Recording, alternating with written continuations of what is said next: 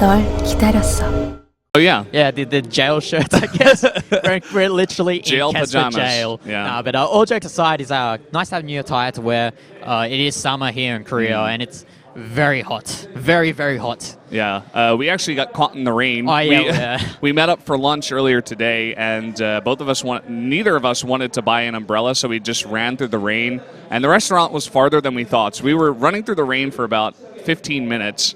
And all the Koreans were just staring. I was like, who are these crazy foreigners? Why don't you have an umbrella? Yeah, because Koreans, if there's a single droplet that like falls from a tree, they're like, "Oh, it's raining! I need my umbrella." And then you see like the whole street is covered in umbrellas. They take it very seriously. The problem is like I don't want to buy an umbrella every time I go out. Yet I forget an umbrella. It's like, do I want 50 umbrellas just staying in my house? No, I don't. So I'm willing to take the risk. I'm willing to embrace the rain.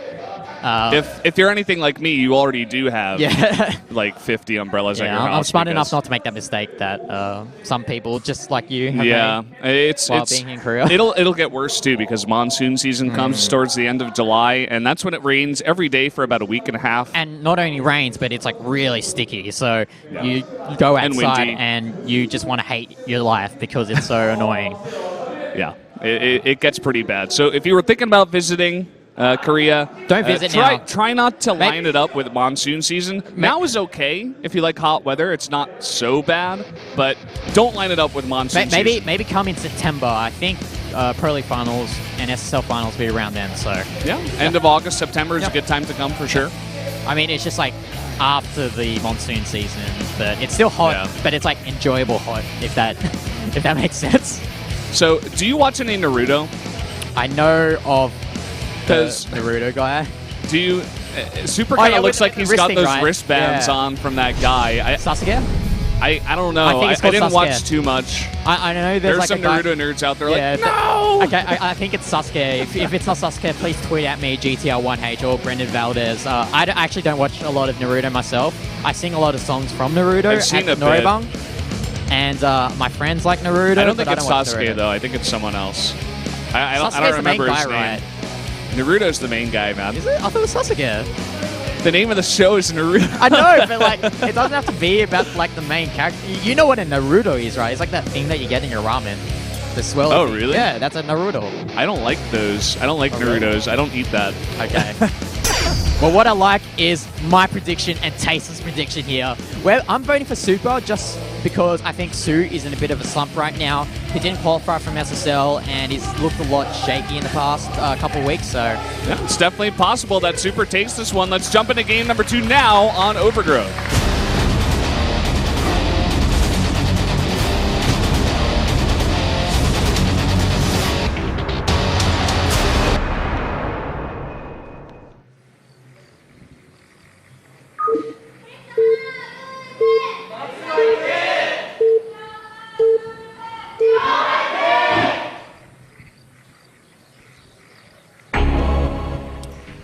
Down here in the bottom left, in the purple, it is Super from the Afreeca Freaks. And spawning in the top right for SK Telecom T1 as the orange Zerg, it is soO. Angry soO movie, June 11th. Oh yeah, there is an Angry Birds movie coming out on June 11th. No, the Angry soO movie. Oh, it's Angry soO. We got to go to the CJV and be like, no, it's Angry soO. Angry soO, you guys got it wrong. Well, let's see if the Angry soO comes out here because he's been known to get pretty aggressive at times, especially when he gets behind in certain games or in series. He's not scared to go for an all-in or anything like that. Well, we see soO actually going for a really early gold. Like, I thought he was actually just scouting for proxies, but would you consider this as one of your away cheeses?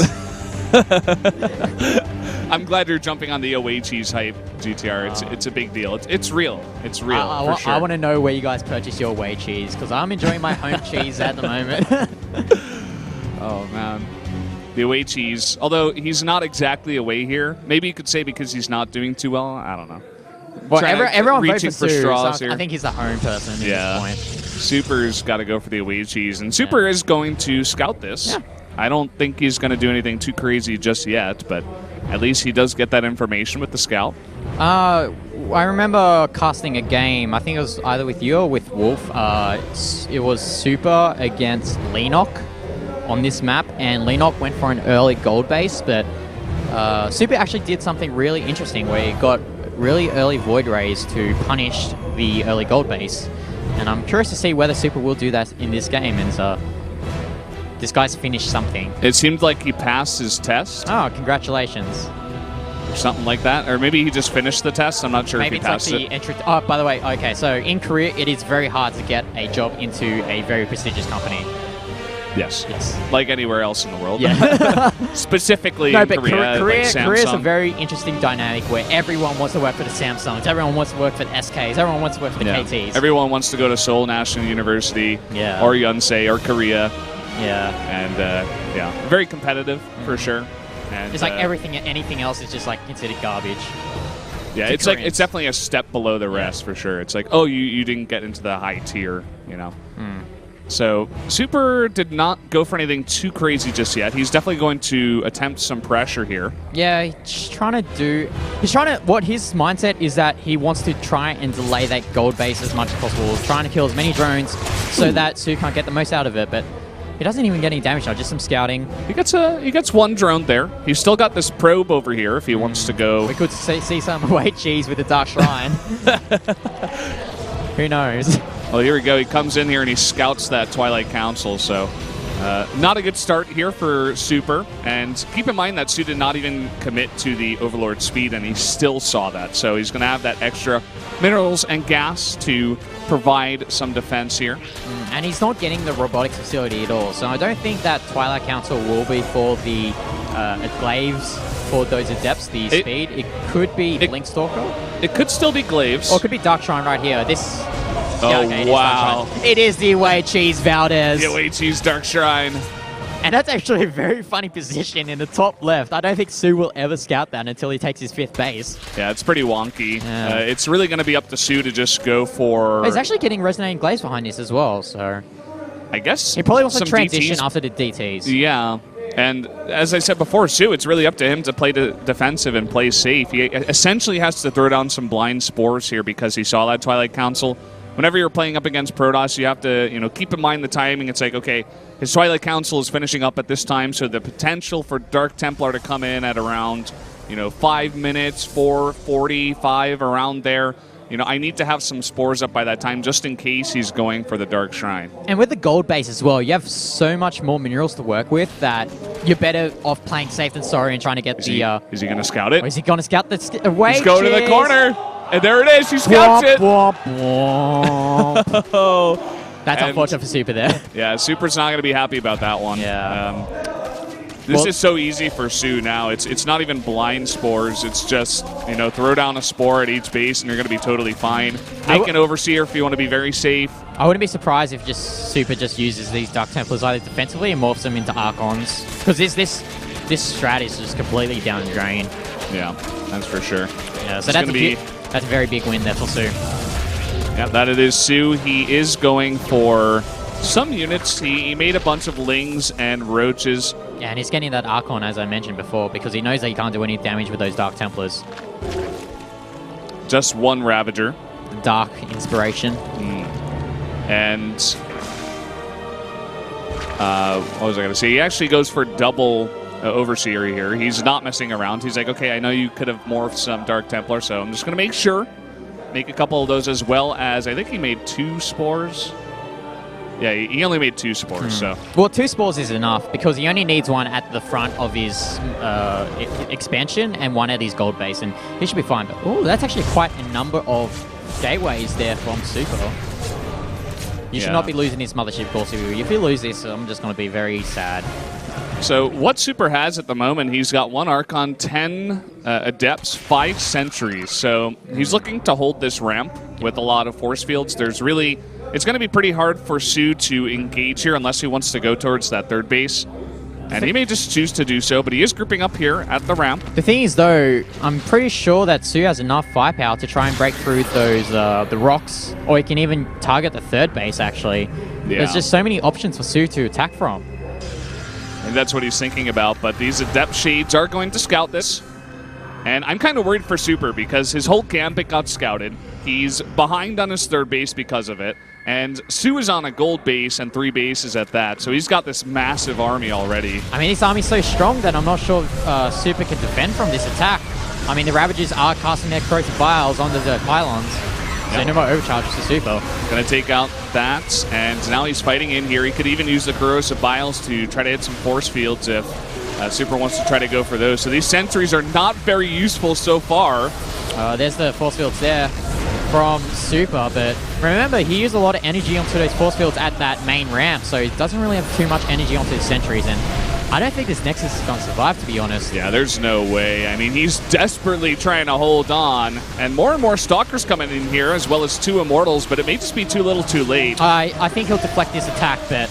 Well, only after he loses his Nexus. Yeah, that's rough there for Super, as soO's just going to run away. Yeah. And he's taking his 4th base as well. Once that 4th base is up, the gold base has done its job.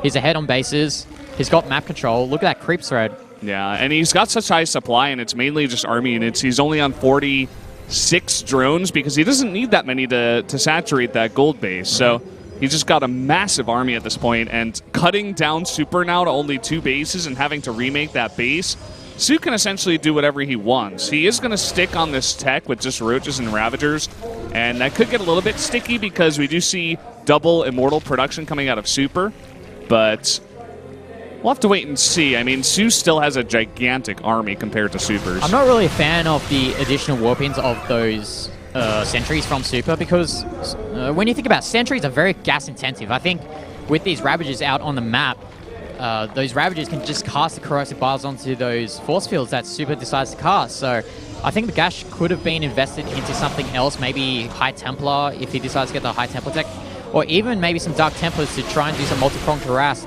Sure, there are some spores around on the map, but even with the spores, 1 Queen's not going to be enough to deal with Dark Templar harass. And that's the thing that Super needs to get back to this game, is some sort of harassment that will even the game up. Yeah, generally when you're in this spot and you can't directly fight your opponent's army, you send out a drop, you send out some Dark Templars. He did lose his Dark Shrine, so you would have to remake that. But yeah. Either way, you know, there are other options. He could go for a Warp Prism, some harass into the main. He does have a lot of gateways, but it seems like Super's just kind of one-track minded right now. He's like, we got to defend here. That's my one objective in this game. And here we go. soO is closing in onto this base. Oh, that's some nasty corrosive biles onto the army of Super. And even though he has these sentries, I'm not really sure where he wants to force field. He force field's there, but I'm not really thinking that's the best angle for Super to take his battle. soO doesn't even use it, the corrosive bile on the force fields. He just shoots over the force fields. His old army is protected. All he needs to do is just snipe his Nexus and then just run back. Yeah, he is going to get a chunk of his army force fielded off here, and Super is holding on, but he does lose that Nexus again. Well, the question is, what will soO remax on? And it's just going to be Roaches. This may just be too much in this army, too. There's just way too many Ravagers here. And Super not doing the best job of kiting against the corrosive biles either. So soO, it looks like he's primed to take this game. Yeah, really nice play there from soO, scouting that Dark Shrine. And unfortunately for Super, didn't really have a plan B for his failed away cheese, as we should say it. And we're just waiting for the inevitable here. I'm not really sure what Super can do to get back into this game. Not much. He's trying to blink micro his way out of this one, but he's even got the Queen to transfuse. Unless he blinks into another game, it's not saving him. There you go. soO is going to take the win here over Super and tie up the series. Very solid play there from soO, taking advantage of overgrowth, taking that really early gold base, and unfortunately for Super, his Dark Shrine got scouted by soO. And as a result, he didn't really have a plan B, couldn't take a third base, and soO punished him respectively. I wonder if Super could have just dropped down a bunch of gates and made a gateway at that pylon instead. You've got to remember, he was also doing the Resonating Glaze, so he could have done some sort of Adept all-in. That's what I thought he was going to do. Put down a gateway there, drop down a bunch more gates at home, and just Chrono Boost out the Resonating Glaze. Or even Blink, you know, like something like that, some kind of attack with gateways. It felt like the idea behind it was to use the Dark Templar to do damage while taking the third, because you saw he was trying to take the third with a minimal amount of gateways, but once that Dark Shrine was scouted, he added the gateways just to be safe from any sort of attacks. But without any upgrades or anything like that, he couldn't win the game. Yeah, for sure. So The series is all tied up here between Afreeca and SKT. Our next game is going to be a TVT, Bomber versus Dream. This is going to be an interesting one. Bomber has been somewhat inconsistent so far here in Pro League. Did very well in round 1, not so much in round 2. We don't really see too often. Yeah, gets to come out here once again and play. And well, Bomber did make it to the SSL, right? Yeah, actually he did. He qualified in that group. I think he was in that group with soO, actually, and he got there in 3rd place. But guys, we're going to take a quick break. We'll be right back with game number 3.